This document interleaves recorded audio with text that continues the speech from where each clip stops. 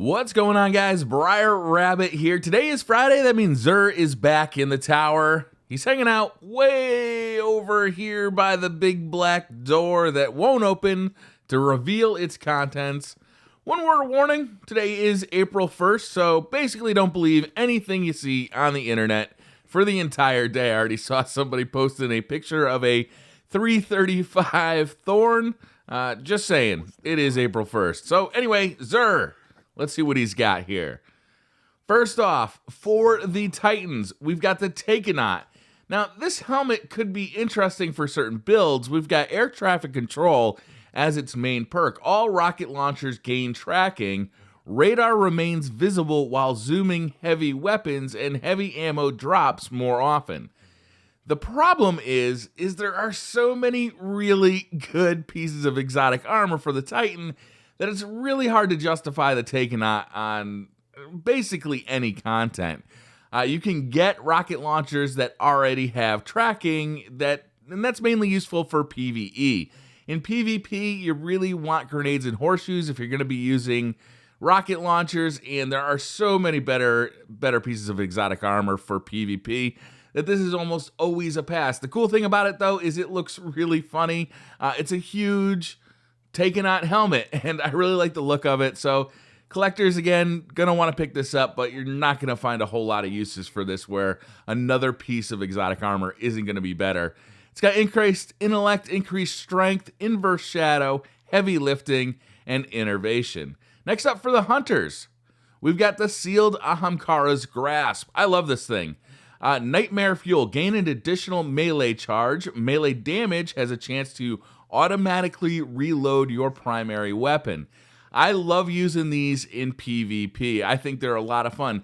On a hunter, I often run my Bones of Io, but when I'm not, I do tend to go with the sealed Ahamkara's Grasp because I'm a gunslinger at heart. I really like throwing knives, having two throwing knives, and having the chance to reload my primary with melee damage. That's really useful to me. So I actually really like these things. Depending on the build, depending on what kind of hunter you like to run, you may find these useful too. Also, this is going to be useful for the Wombo Combo if you run a Void Hunter.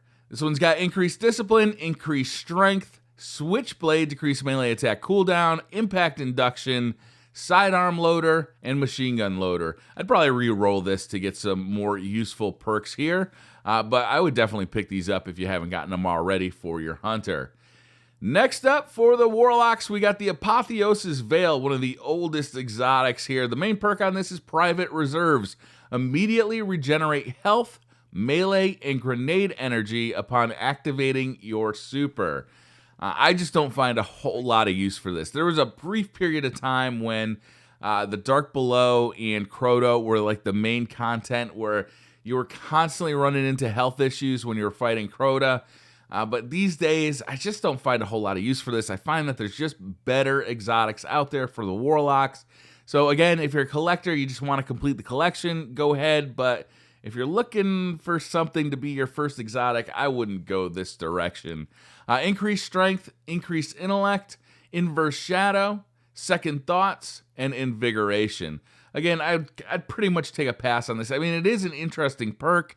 But I just feel like there's more useful ones available for Warlocks. All right, next up, we have the Exotic Engram. This week it is for Gauntlets, and the Legacy Engram is a Body Armor Engram. We have the Plasma Drive and the Emerald Coil, so if you want to upgrade a Blue Rare Sparrow to Legendary status and change the color of the contrail, you can do that here. Heavy Ammo Synthesis, 3 of Coins, Glass Needles to reroll your exotics, and finally Motes of Light.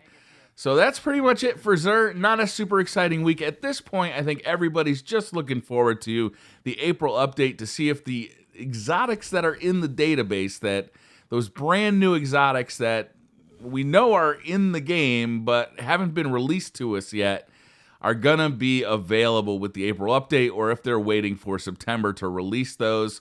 Are those old year one exotics that are kind of returning again, like Patience in Time and Lord of Wolves, going to be available for Xur? We just don't know at this point, so we'll see if Xur is relevant after the April update, but right now, It's been a long time where he's been selling basically the same stuff, so it's really hard for him to stay relevant. I do want to mention that I got another video coming out today. It's going to be about basically the pay-to-win system as I see it with Sterling packages. So stay tuned for that. Keep an eye open in your sub boxes for that. That's going to do it for this one, guys. Thank you very much for watching. Hit that like button if you like the video. Hit subscribe if you're new to the channel. And I'll see you guys next time.